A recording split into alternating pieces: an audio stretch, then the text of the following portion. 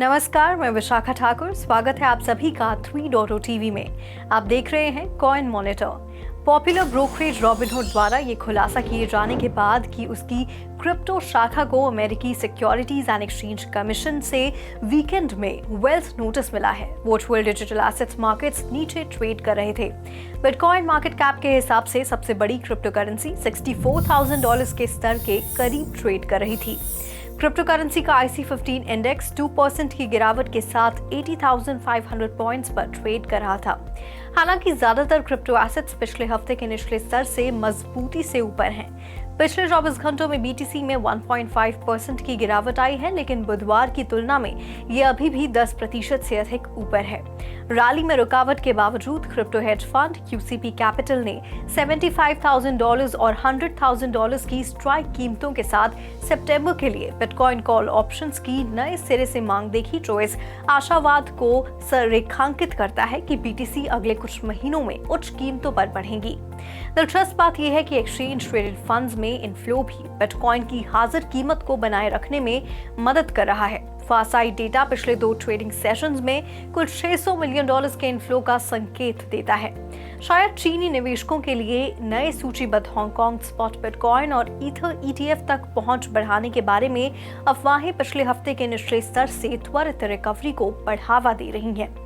आगे बढ़ते हुए crypto venture capital fund raising ने कथित तौर पर लगातार दूसरे महीने $1 बिलियन को पार कर लिया है। मार्च में 186 राउंड में उल्लेखनीय $1.09 बिलियन के बाद उद्योग ने अप्रैल में 161 राउंड में $1.02 बिलियन का इनफ्लो अनुभव किया। अन्य समाचारों में सिस कैपिटल के मैनेजिंग पार्टनर रिचर्ड बायवर्थ ने एक एक्स पोस्ट में कहा कि तथाकथित स्टॉक कनेक्ट सुविधा में क्रिप्टो प्रोडक्ट को जोड़ने के बारे में हांगकांग में चर्चा चल रही है, जो कि हांगकांग में सूचीबद्ध क्वालिफाइड मेनलैंड चाइनीज इन्वेस्टर्स को एलिजिबल शेयर्स तक पहुंचने की अनुमति देगा। हालांकि चीनी निवेशकों को क्रिप्टो ETF से प्रतिबंधित कर दिया गया है और नियमों को बदलने के बारे में कोई भी ऑफिशियल कम्युनिकेशन नहीं था। वैश्विक क्रिप्टो करेंसी मार्केट कैप पिछले 24 घंटों में 2% कम होकर $2.36 ट्रिलियन पर था। कुल ट्रेडिंग वॉल्यूम 33% बढ़कर $75 बिलियन हुआ। On chain data analytics into the block के अनुसार आगे बढ़ते हुए डोजकॉइन ने नेटवर्क एक्टिविटी में महत्वपूर्ण वृद्धि का अनुभव किया है। एक ही दिन में 28,000 नए एड्रेसेस जोड़े गए हैं। पिछले गुरुवार से कीमत में 30% की वृद्धि के साथ डोजकॉइन की एक्सेप्टेंस रेट में भी उल्लेखनीय वृद्धि हुई, जब टेस्ला के आधिकारिक इलेक्ट्रॉनिक शॉप के चेकआउट पृष्ठ को इस नोट के साथ अपडेट किया गया। डोजकॉइन को चुनिंदा प्रोडक्ट पर भी स्वीकार किया जा सकता है। बढ़ती मांग और क्रिप्टो करेंसी के प्रति अनुकूल भावना के कारण कीमतों में उछाल आया है। अलग से बिटमेक्स के को-फाउंडर आर्थर हेज ने पेंडल में अपने नवीनतम निवेश के साथ एक बार फिर क्रिप्टो करेंसी कम्युनिटी का ध्यान आकर्षित किया है। ऑनचेन स्टैटिस्टिक्स के आधार पर उन्होंने डीफाई टोकन में अपने निवेश को $500,000 तक बढ़ा दिया है। इसके अलावा वर्ल्डकॉइन टॉप 100 डिजिटल करेंसीज में सबसे एक्टिव परफॉर्मर रहा है। इसके मूल्य और ट्रेडिंग वॉल्यूम में उल्लेखनीय वृद्धि हुई है। इस प्रभावशाली उछाल के साथ दैनिक ट्रेड वॉल्यूम में आश्चर्यजनक वृद्धि हुई, जो कि अविश्वसनीय रूप से 109% बढ़कर $520 मिलियन हुई। इसी बीच ट्रफलेशन, एक डिसेंट्रलाइज्ड फाइनेंस प्लेटफॉर्म ने हाल ही में चेनलिंक के क्रॉस चेन इंटरऑपरेबिलिटी प्रोटोकॉल के साथ अपने इंटीग्रेशन की घोषणा की है। दिलचस्प बात यह है कि ये विभिन्न ब्लॉकचेन नेटवर्क पर TRUF के सीमलेस ट्रांजैक्शन की अनुमति देता है, जिससे कि लिक्विडिटी और एक्सेसिबिलिटी बढ़ती है। फ्लैटलाइन निवेशकों के पास ट्रेड करने वाले US स्टॉक फ्यूचर्स ने कमाई के नवीनतम बैच की ओर रुख किया। डाउ फ्यूचर्स 0.2% ऊपर ट्रेड कर रहा था। S&P 500 फ्यूचर्स 0.1% बढ़ा, जबकि नैस्डैक 100 फ्यूचर्स क्रमश 0.1% गिरा। बात की जाए बिटकॉइन की, तो वह 1.7% की गिरावट के साथ $64,070 पर ट्रेड करते नजर आया। वहीं ETH समान समय अवधि में 3% की गिरावट के साथ $3,110 पर ट्रेड करते दिखाई दिया। बाइनेंस का BNB टोकन 1% की गिरावट के साथ $592 पर ट्रेड करते नजर आया। कार्डानो का ADA टोकन 4.2% की गिरावट के साथ $0.45 पर ट्रेड करते नजर आया। एवेलांच का एवैक्स टोकन 6% की गिरावट के साथ $37.2 पर ट्रेड करते दिखाई दिया। पॉलीगॉन मैटिक 7.4% की गिरावट के साथ $0.71 पर ट्रेड करते दिखाई दिया।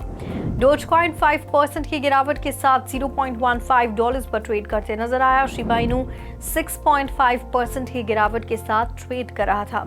रिपल का एक्सआरपी टोकन 0.5% की गिरावट के साथ $0.54 पर ट्रेड कर रहा था।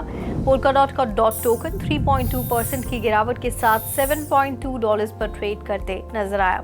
हालांकि सोलाना का सोल 1% बढ़त के साथ $157 पर ट्रेड करते दिखाई दिया।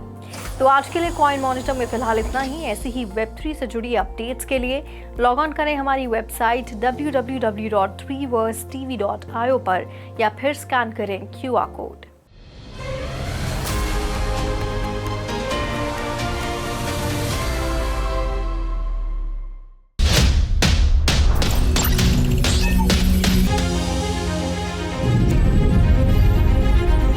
With 3.0 TV, stay connected with the world of blockchain. Stay up to date with infinite world of NFTs. Come explore and evolve with 3.0 TV in the metaverse. So many coins, so much volatility. 3.0 TV delivers the news that matters.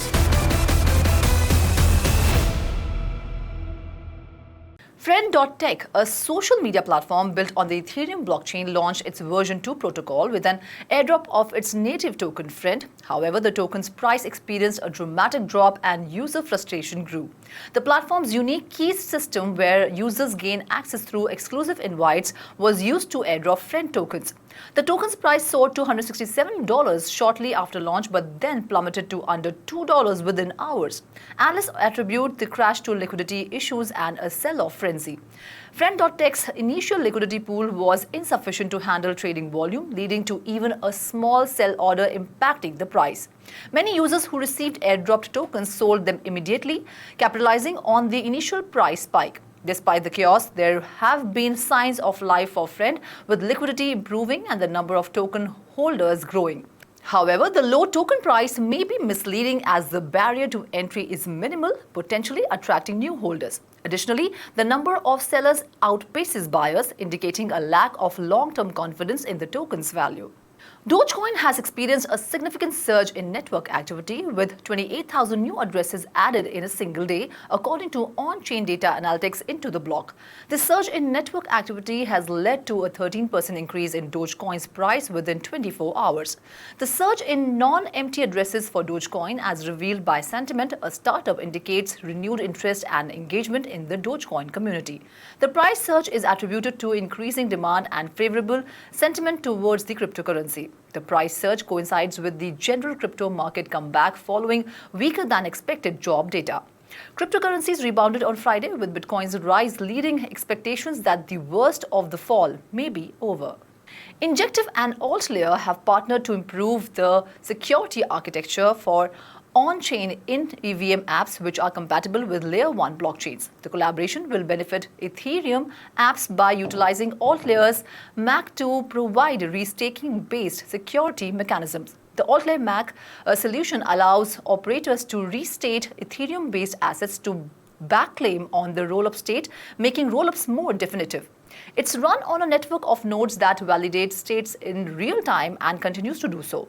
If an incorrect state is detected, an on-chain governance proposal is issued, which notifies all stakeholders and suspends all RPC services protected by MAC once approved. This protects users from malicious activities and makes it easier to recall transactions. Developers can also benefit from the speed, security, and scalability of MAC by enabling fast finality rollup services in EVM. Injectives in EVM is designed specifically for Web3 financial apps and is a crucial component of their concurrent multi-VM ecosystem. It facilitates the easy deployment and integration of smart contracts developed using EVM bytecodes into the Injective ecosystem, and its integration within Hyperlane, Layer 0, Celestia DA, Pyth, and now AltLayer has significantly enhanced its effectiveness and capability.